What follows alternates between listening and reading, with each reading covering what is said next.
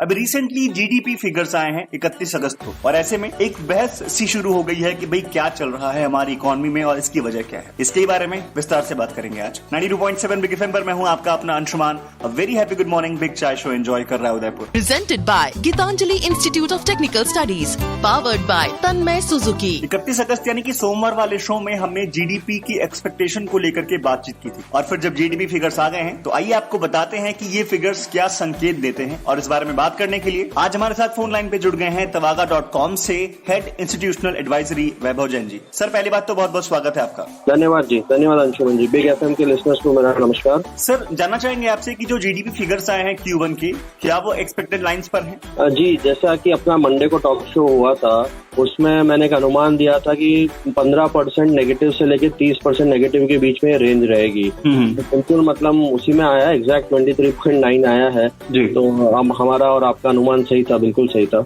जी जी। Sir कौन कौन सी industries और सेक्टर्स ऐसे हैं, बिजनेसेस ऐसे हैं जिन पर मैक्सिमम इम्पैक्ट हुआ है? देखिए, अपन देखा जाए तो अप्रैल और मई तो कंप्लीट लॉकडाउन था पूरे कंट्री में। तो हम अगर मैं आपको सेक्टर वाइज बताऊं तो सबसे ज्यादा इम्पैक्ट हुआ है होटल सेक्टर में, जो कि -47% से डाउन गया, यानी डी ग्रोथ हुई है।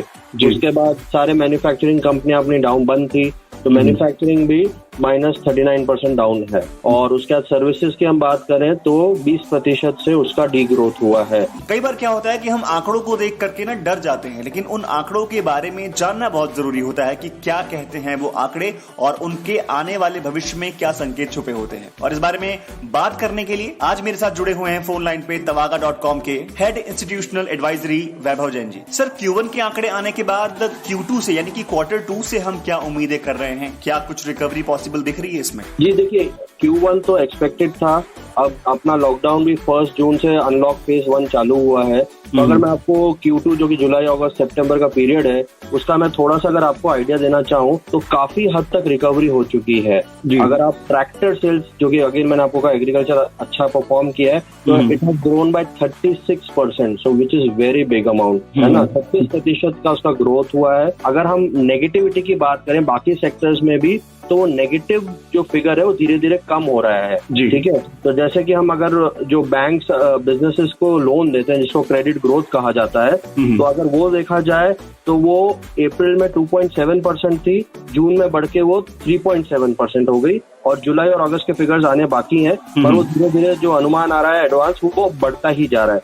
सिमिलरली अगर मैं आपको टू व्हीलर सेल्स की बात करूं, पिछले साल के मुकाबले मई में तो 89% डाउन था, मगर जुलाई में ये सिर्फ 34% डाउन है। ठीक है, कुछ ऑटोमोबाइल कंपनीज, अगर मैं 4 व्हीलर की बात करूं, कल ही न्यूज आई कि मारुति ने लास्ट ईयर से भी ज्यादा 15% करीबन इंक्रीज हुआ है। अच्छा, एक और बहुत इंपॉर्टेंट पैरामीटर होता है आपका पेट्रोल सेल्स, फ्यूल सेल्स। तो वो अप्रैल में और मई में तो लगभग 20% डाउन था लॉकडाउन के टाइम में, पर जो जून और जुलाई आते आते ये सिर्फ सिंगल डिजिट डाउन रह गया है। तो यानी ट्रांसपोर्ट हो रहा है, इंडस्ट्रियल एक्टिविटीज हो रही हैं, तो धीरे धीरे उम्मीद है कि मतलब मॉनसून भी बहुत अच्छा हुआ है। और ऑनलाइन सेल्स, अगर आप FMCG का डेटा अभी आया नहीं है, अगर वो डेटा देखा जाए तो ऑनलाइन सेल्स काफी अच्छे हद तक हुई है। तो धीरे धीरे हम कह सकते हैं कि अपनी इकोनॉमिक एक्टिविटी ट्रैक्शन पकड़ रही है। जीडीपी के Q1 के फिगर्स आए हैं। Q1 यानी Q1, यानी कि अप्रैल, मई और जून, ये 3 महीने। एंड जाहिर सी बात है इनमें हमारे आंकड़े गिरे हैं, ना सिर्फ हमारे बल्कि पूरे विश्व के आंकड़े गिरे हैं इकोनॉमी के। और इसी पर बात करने के लिए आज मेरे साथ बने हुए हैं फोन लाइन पे tavaga.com के